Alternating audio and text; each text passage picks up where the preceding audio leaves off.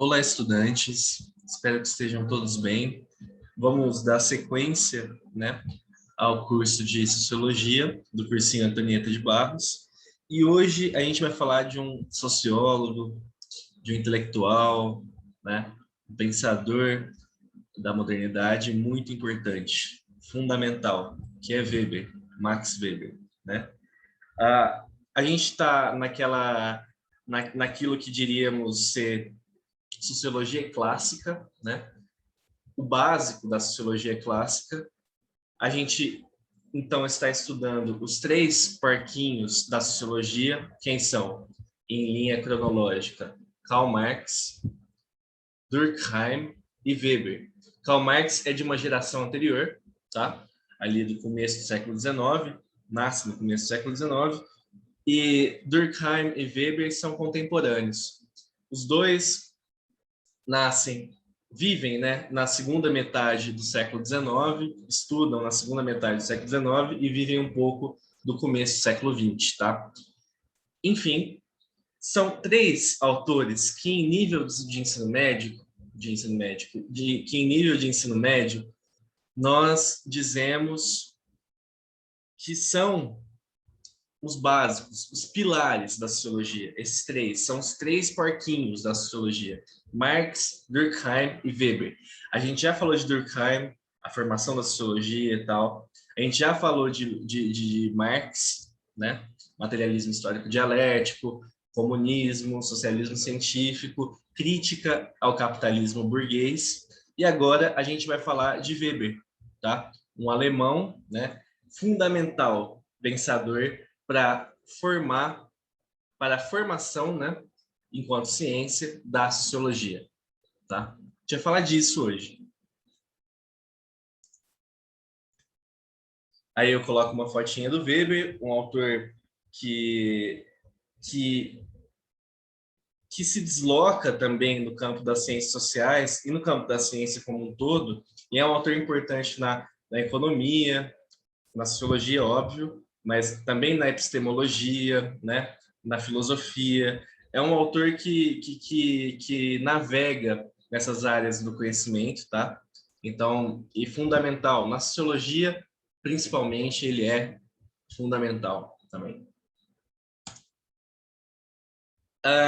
Quem foi Weber, né? Vamos falar um pouquinho, contextualizando a história biográfica desse autor. E eu vou já esqueci de falar, mas eu vou deixar essa aula como uma introdução e na próxima aula, semana que vem, eu deixo uma aula mais específica, com problemas específicos da sociologia de Weber, tá? Problemas, estudos, né? Hoje vai ser uma aula mais introdutória, falando sobre o método e sobre quem foi Weber. Weber é considerado um dos pais fundadores da sociologia, né? Junto a Durkheim, junto a nomes como Simmel, Ferdinand Tönnies, Georg Simmel, Ferdinand Tönnies, Werner Zombart, né? E outros autores, são autores aqui, e a gente coloca Weber e Durkheim em nível de ensino médio, vamos dizer assim, num patamar mais alto, mas são autores que contribuíram largamente para a formação da sociologia, enquanto disciplina acadêmica, enquanto ciência. Weber e Durkheim refletiram sobre o método sociológico. Porque, veja, para, para uma forma de conhecimento se tornar ciência, ela precisa de um objeto de estudo, ela precisa de uma concepção consolidada, né? Uma concepção científica consolidada, e então ela precisa de um método científico, né? Durkheim e Weber foram autores de métodos científicos, sabe? Marx não. Marx não se dedicou a um método sociológico. Marx se dedicou a uma teoria crítica ao capitalismo, tá? Uma teoria social. Por isso que por isso que eu disse para vocês que ele não é propriamente um sociólogo, mas em nível de ensino médio, a gente diz que Marx, Durkheim e Weber são os pilares da sociologia. Vamos focar no Weber agora. é um dos pais fundadores da sociologia, porque é alguém que contribui para a ideia de método sociológico, tá?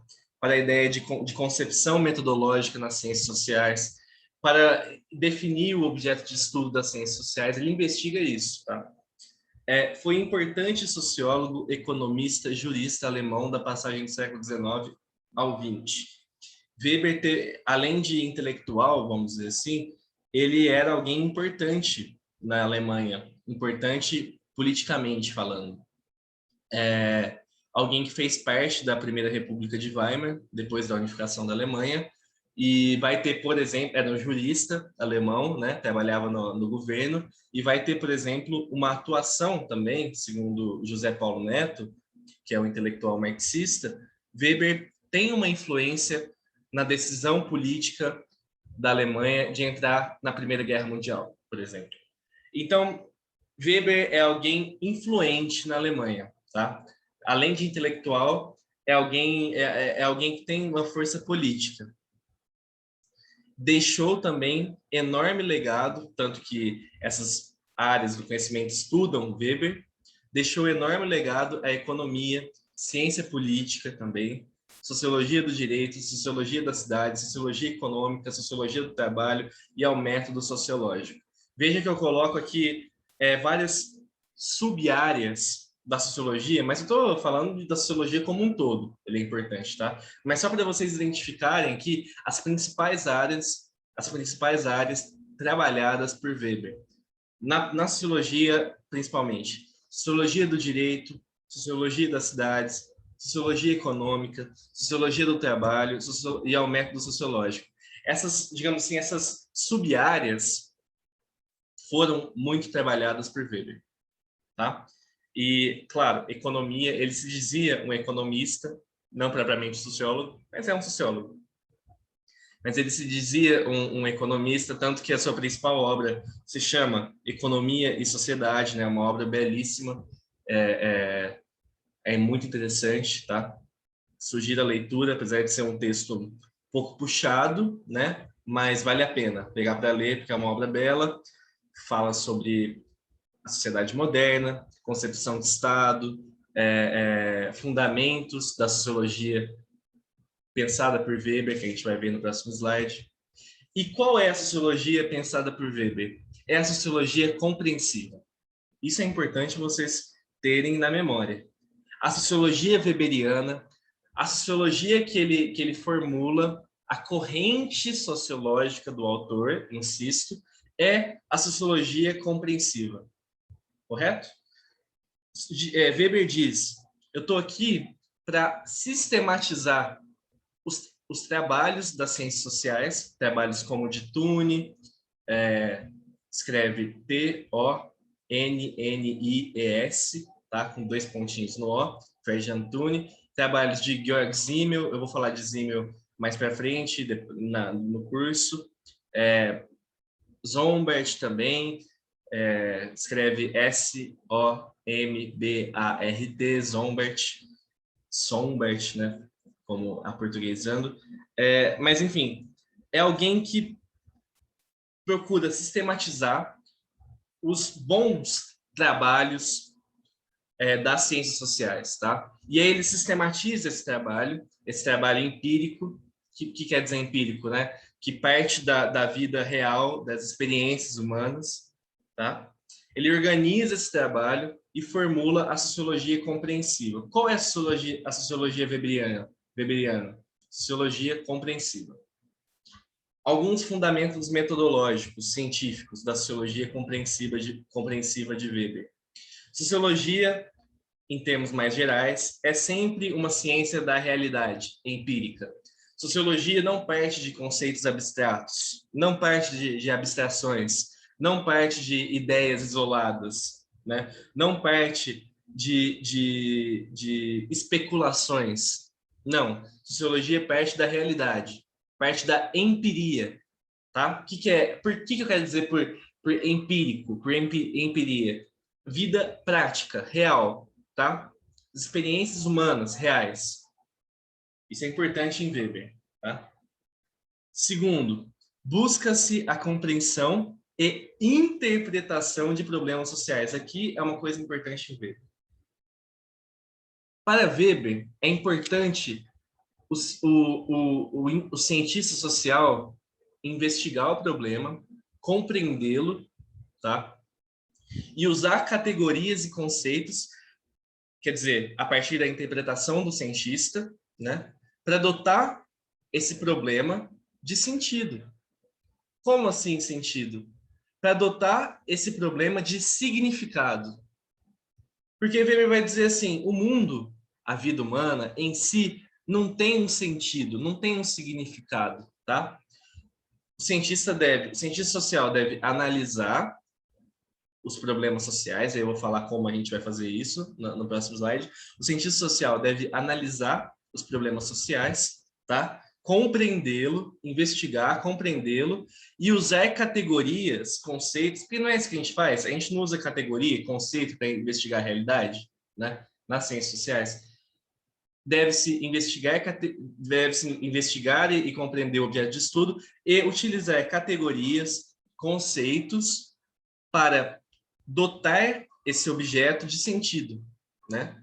Quer dizer, usar categorias e conceitos para dar significado às coisas, para dar sentido às coisas, tá?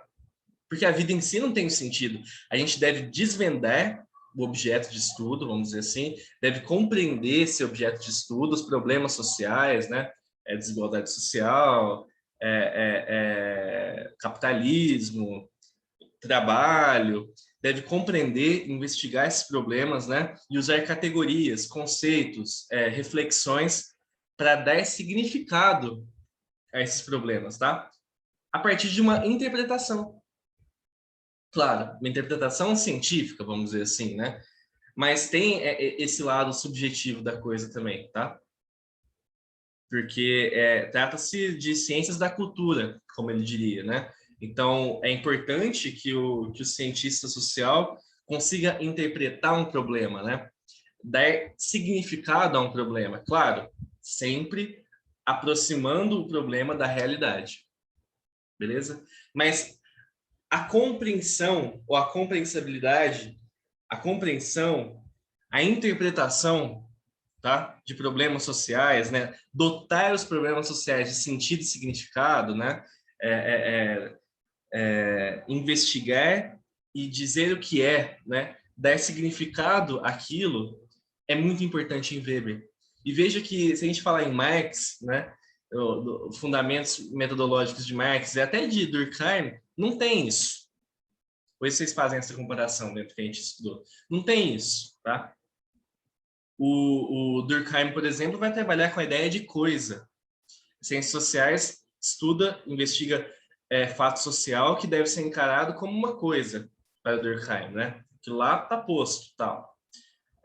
Em Weber não é bem assim.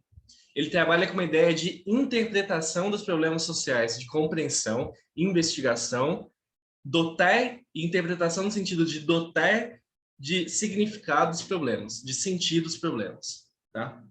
Veja que eu não estou falando que ele tá fazendo uma interpretação fora da realidade, não científica. Não, é uma interpretação científica, vamos dizer assim. Mas sociologia tem esse pressuposto, né, de interpretar os problemas a partir também da subjetividade do investigador, do cientista, tá? Porque a vida em si não tem um sentido. Nós devemos compreendê-la e aí colocar, né, aproximando da realidade a vida, a teoria com a prática, colocar sentido nas coisas, né, interpretar as coisas, tá?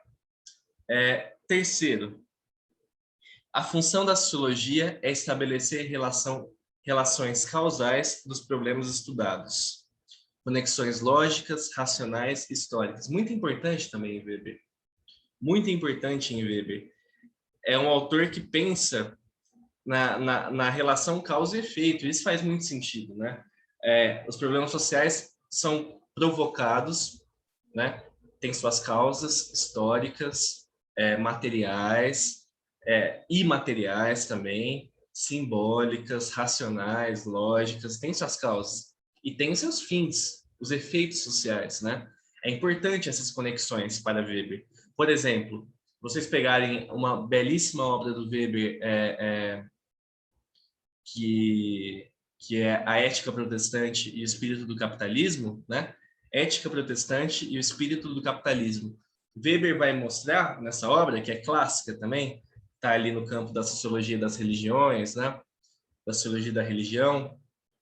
Weber vai mostrar como princípios do protestantismo, que vigorava na Europa depois da Reforma Protestante, como princípios do protestantismo estimularam, aí ó, as conexões, estimularam um comportamento mais racional e mais próximo daquilo que o capitalismo necessitaria. Portanto, ele percebe que, ó, as conexões, religião, comportamento religioso leva a condutas racionais, tá?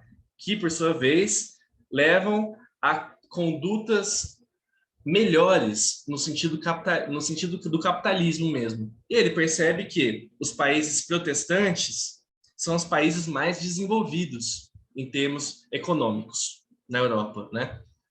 Os países da Península Ibérica, como Portugal, Espanha, que são mais católicos, são menos desenvolvidos, por exemplo, tá?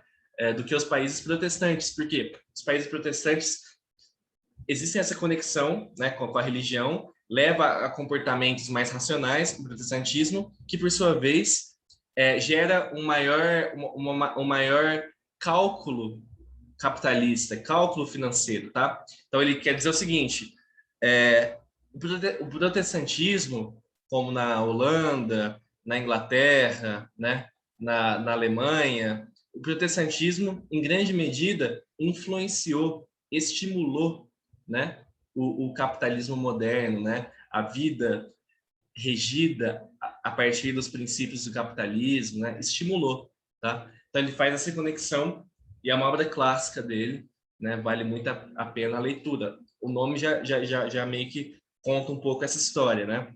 A ética protestante e o espírito do capitalismo, tá? Ele faz essa conexão. Perceba como é importante essas conexões para ver, tá? Aí, a gente vai falar de uma coisinha que é o agir social. O que é o agir social para Weber? O agir social para Weber é nada mais, nada menos que o objeto de estudo da sociologia. Para ele, a sociologia serve, em termos mais específicos, para compreender o agir social. O agir do indivíduo na sociedade. Sociologia é a ciência que tem como meta a compreensão interpretativa, lembra que eu falei da interpretação, né, do TER, os problemas de sentido e significado, a partir de conceitos, categorias. A sociologia é a ciência que tem como meta a compreensão interpretativa da ação social, ou do agir social, mesma coisa. De maneira a obter uma explicação de suas causas, de seu curso histórico e de seus efeitos. Então, a sociologia deve compreender, a partir a partir do fundamento metodológico da sociologia compreensiva, voltada à interpretação dos problemas, compreensão, né? Ó, pensa o nome, compreensiva. A ideia de compreensão dos problemas e interpretação é muito importante em Weber, o nome já diz, né? A gente tem que saber também interpretar essas coisas, né? Como diria Weber, né? A interpretação. Mas pense no nome de sociologia compreensiva. Vem de onde essa palavra? De compreensão dos problemas, né? Investigação um pouco mais apurada e tal. E buscando a interpretação também do investigador, do cientista, tá? A sociologia é a ciência que tem como meta a compreensão interpretativa, dentro dos pressupostos da sociologia compreensiva, da ação social, do agir social. É a mesma coisa, né? O agir social dá uma ideia mais de movimento, porque está no tempo verbal. Porque que é um verbo. Mas é a mesma coisa. De maneira, então quer dizer, o que ele está falando? A sociologia é a ciência que investiga, o objeto de estudo da sociologia, né, de investigação, é o agir social, é a ação social. Durkheim, para Durkheim era o quê? Era o fato social. Para Weber, é o agir social. A gente vai ver essa diferença. De maneira a obter uma explicação de suas causas, de seu curso histórico e de seus efeitos. Aí é aquela lógica das conexões e da relação causa e efeito. Muito importante para uma investigação científica. O que é, afinal, ação social ou agir social? Aí eu coloco no segundo ponto. Toda conduta humana dotada de sentido subjetivo e intenção. Que eu quero dizer por sentido aqui? Significado da conduta humana, tá? O que quer dizer isso? Ele está querendo identificar o que leva os indivíduos a agirem de tal forma. Qual é o significado dessa ação, né? Qual é a direção dessa ação? Toda conduta humana dotada... O que é o agir social? É toda conduta humana dotada de sentido subjetivo, de uma intenção. Agir social é uma conduta humana que possui uma intenção, tá? E como surgem essas intenções? São formadas por determinadas formas de valores. A ideia de valor é muito importante em Weber, porque é o valor que orienta a ação do indivíduo, fundamentalmente. Determinadas são as intenções, as condutas humanas, portanto, são determinadas por valores, mentalidades, comportamentos, atitudes, nas quais os sujeitos da ação estabelecem um sentido mental subjetivo, um motivo.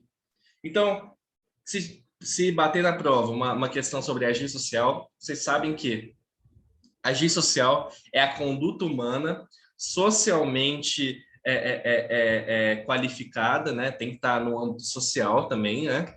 É a conduta humana, né? Na sociedade, portanto, que possui uma intenção. Essa intenção é gerada fundamentalmente a partir de valores. O que são valores nesse sentido? Valores culturais que orientam, tá? Que orientam as condutas humanas, orientam essa ação social, portanto, tá?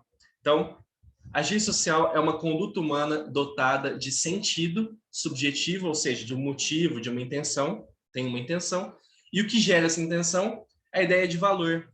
É algo que orienta a ação dos indivíduos, tá? É a cultura, tá? Valor nesse sentido de valor cultural também, beleza? Mas há um traço, cultural é algo sempre coletivo.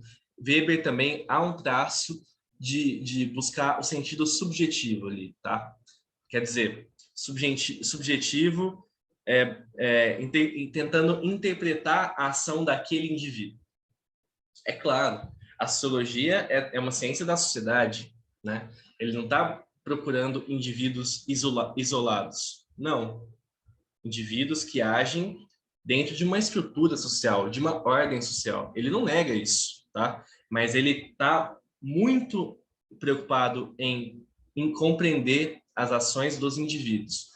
Isso é muito diferente de Durkheim, e isso pode cair em vestibular, porque em Durkheim, a sociedade é um todo bem ordenado, organizado, racional, a vida coletiva, que determina as condutas humanas, determina as individualidades em Durkheim. Então, em Durkheim, a sociedade determina, produz os indivíduos. Em Weber, é mais ou menos que o oposto, né? A individualidade, as intenções humanas, as condutas dos indivíduos formam, ordenam a sociedade. A gente pode fazer esse esqueminha. E dá para perceber isso, né? Porque o agir social é um agir, digamos assim, que necessariamente a gente tem que pensar no sentido subjetivo das pessoas, das individualidades, tá? Mas, de novo, ele não está negando uma ordem social pré-existente, uma estrutura social que, claro, gera valores, né? Gera comportamentos. Ele não nega isso. Inclusive, ele diz que o capitalismo é a força mais fatídica, mais poderosa da sociedade moderna, né? Ele não nega, digamos assim, a estrutura existente, mas ele está preocupado em compreender a ação humana, né? ação do indivíduo, o agir social. Mas o mais importante é vocês compreenderem isso. Todo agir social é uma conduta humana dotada de uma intenção, que possui uma intenção, tá? O que orienta essa intenção fundamentalmente para Weber são valores. Esses valores podem ser construídos socialmente, como a gente vai ver no próximo slide. Mas é isso, a ideia é essa. Aí o Weber, e isso é muito interessante também, tá naquele, creio que essa classificação esteja naquele livro dele, bom livro para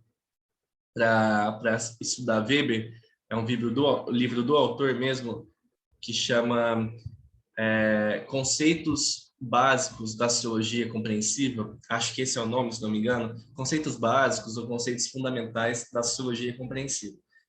Agora eu me esqueci exatamente, mas é algo assim, dá para vocês acharem na internet. Conceitos básicos ou conceitos fundamentais da sociologia compreensiva. Algo assim. Que ele fala, bom, o que o Weber diz? Vamos classificar, né? Colocar aqui de uma forma exemplar os tipos puros de ação social. O que eu quero dizer por exemplar? Vamos colocar aqui as formas mais características de ação social, tá? Isso é genial pensar nisso, né? Porque ele tá esperando o caminhão passar para falar. Ele está pensando em buscar modelos de análise, tá? Então ele vai traçar 4 classificações, beleza? E ele diz assim, claro que com o desenvolvimento da sociologia compreensiva, a gente pode pensar em outras classificações, né? Mas vamos pensar aqui no Weber e dizer e falar um pouco sobre cada uma dessas interpretações. Ó, vejam que são 4 e dessas classificações, né? Vejam que são 4 modelos de análise, 4 tipos puros de ação social. O que quer dizer por tipo puro, né? Que o Weber quer dizer por tipo puro de ação social? Modelos de ação social, tá? Casos exemplares. São 4. Vejam que a primeira e a segunda são ações, faltou o tio aqui, são ações irracionais. A primeira e a segunda. A terceira e a quarta são ações racionais. Já dá para fazer um esqueminha, já pontuem essas duas coisas, tá? Então, vamos lá. A primeira ação é a ação irracional, emotiva e afetiva, né? Ao contrário do que muitos sociólogos e cientistas sociais em geral pensam, sentimentos, emoções, paixões, pulsões, né? Algo que também está também é algo, digamos assim, psicossocial, né? São questões sociais importantes, né? Porque, como eu coloco aqui, emoções possuem formas sociais, né? Formas de estar no mundo. E o indivíduo está no mundo fundamentalmente dentro de uma sociedade. Né? É um indivíduo social, é um ser social, né? Que possui suas emoções, suas paixões, suas pulsões, seus sentimentos. Então, para Weber, a ação irracional, emotiva e afetiva é uma ação vinculada às questões das emoções, dos sentimentos, das paixões, das pulsões. Pulsões naquele sentido até de Freud, da psicanálise, né? de instintos psicológicos, emocionais, né? Libido, por exemplo, prazer, né? Busca pelo prazer, mas também o sentimento de ódio e tal, né? As duas coisas. Tanto a busca pelo prazer como a busca pela morte, tá? Emoções humanas. Porque emoções humanas, para Weber, é algo importante para a sociologia compreender, né? Então, um exemplo. Se o indivíduo mata a namorada, por exemplo, se o indivíduo mata a namorada por questões de um ódio ali, um passional e tal, isso envolve a questão do sentimento do indivíduo para com a namorada, né? É um agir social e é uma ação irracional, emotiva e afetiva, tá? Ele foi movido pelo ódio, tá?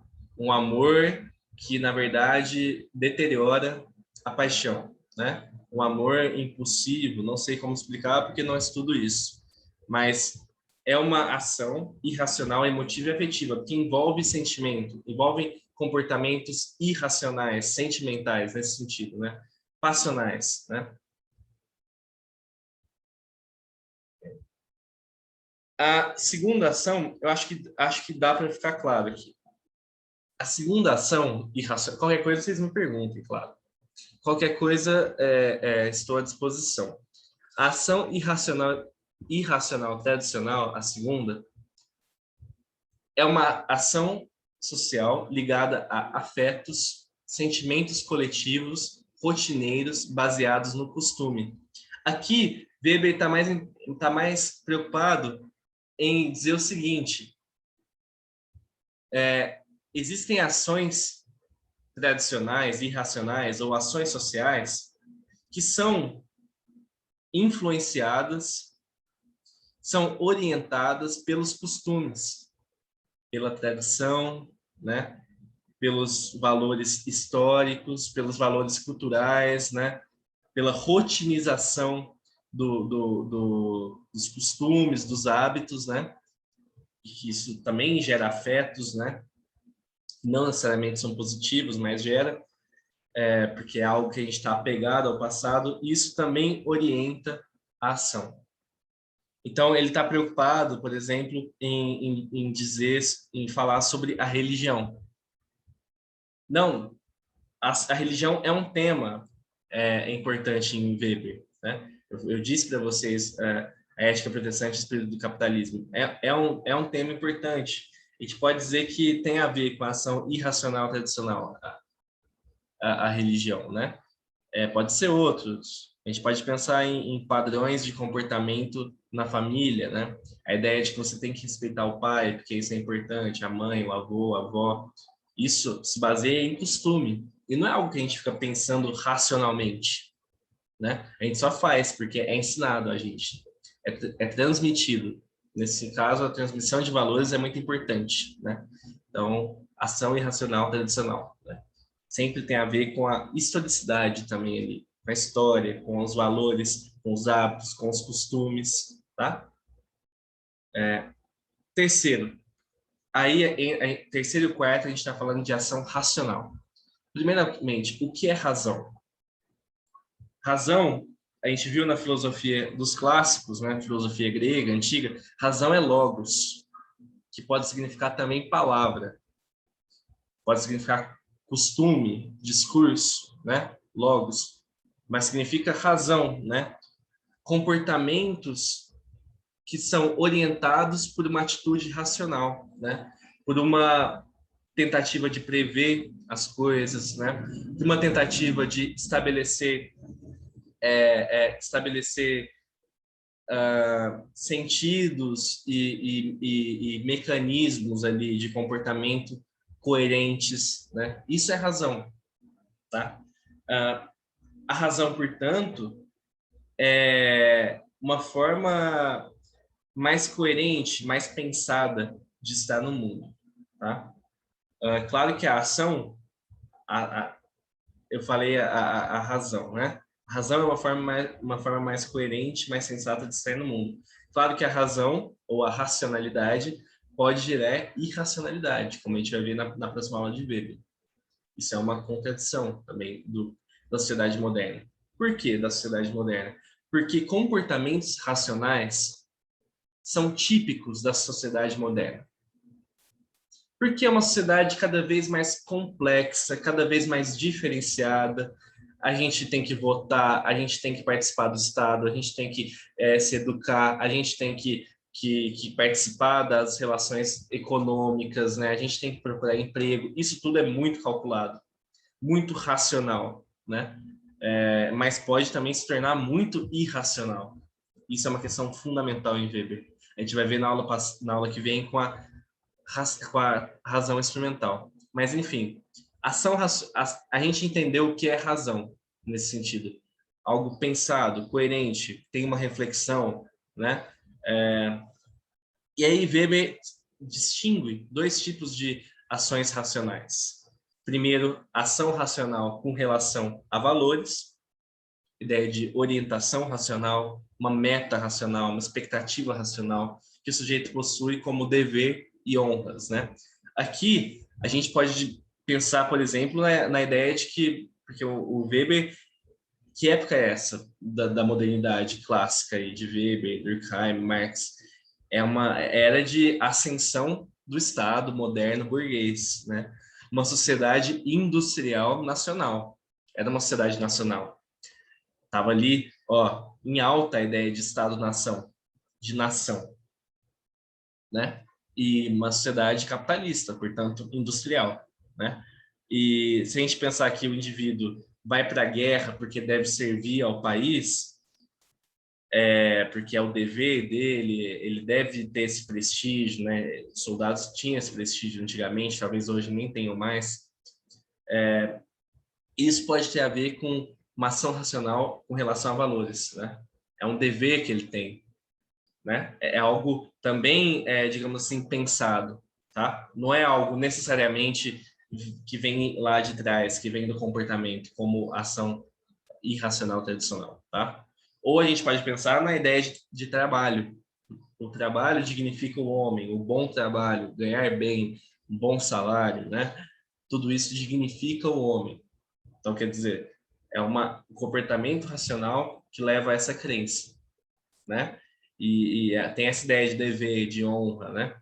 É algo que está dentro dessa, pensando nos valores, né? Na valoração que a sociedade dá também, né? Os prestígios e tal. A gente pode pensar em profissões, servir ao Estado, né? São ações racionais com relação a valores, tá? A ideia de uma orientação, de uma meta, de uma expectativa. Sempre lembrando da questão do prestígio, do dever e também das honras que isso pode levar, que é algo calculado, né? Eu faço aquilo porque eu tenho dever, eu faço aquilo porque gera uma honraria, tal. Quarto, que eu acho mais importante vocês entenderem agora, é a ação racional com relação a fins, com relação a uma finalidade, tá? Ação racional que se volta a uma finalidade, que busca adequar meios e fins, né?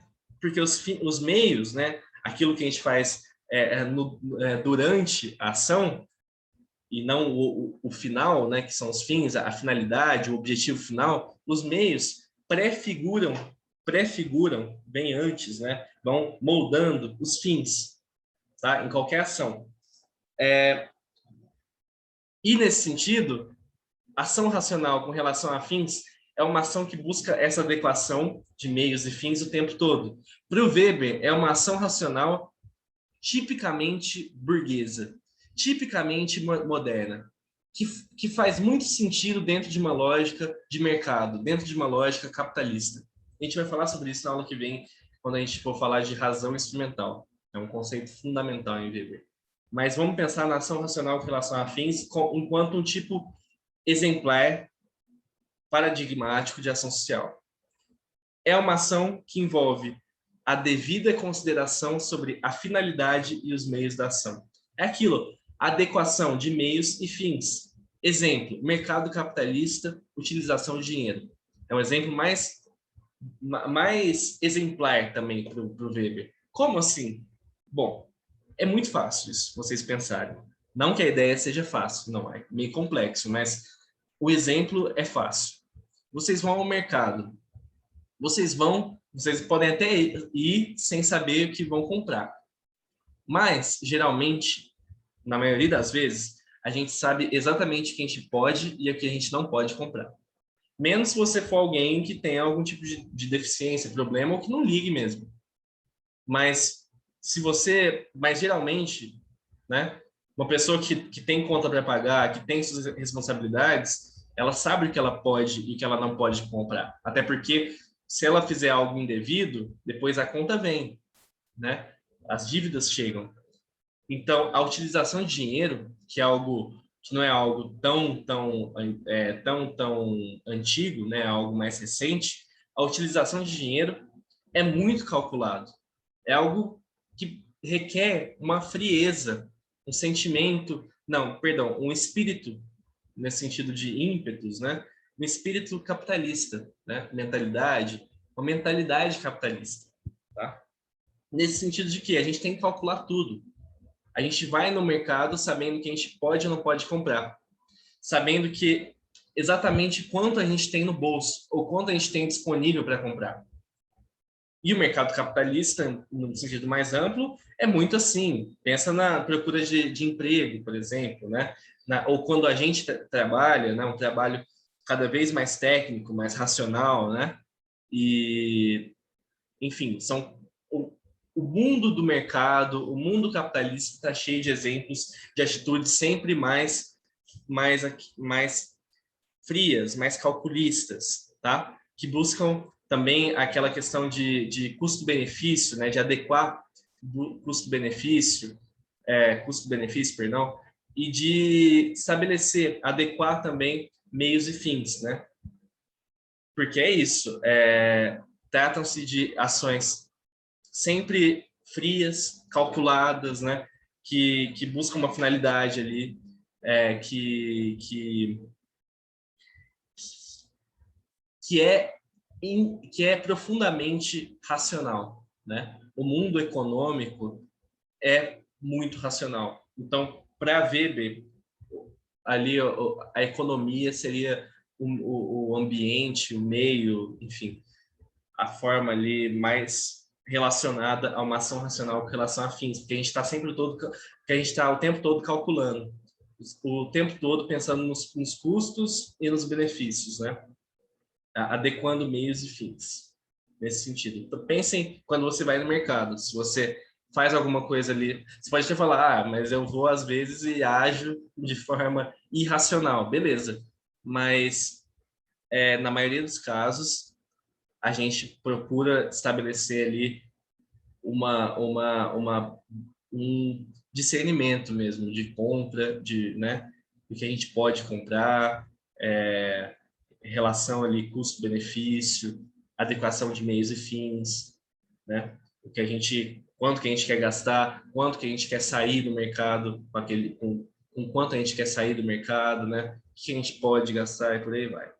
Então, semana que vem a gente continua a nossa aula sobre Weber. Hoje foi mais uma introdução sobre os métodos, as concepções científicas, sociológicas desse grande autor que é Max Weber. Nos falamos semana que vem.